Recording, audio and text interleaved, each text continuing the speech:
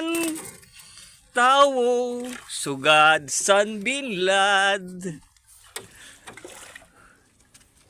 Adi naman magsakay-sakayan kami ni Boss Libby. Murbintulan kay waray kwarta. Kay niyan mainom naman tanduang. Ang favorite ni Boss Libby, makuha kami pulutan. Libby ko ba no? Imundalaan ko ano?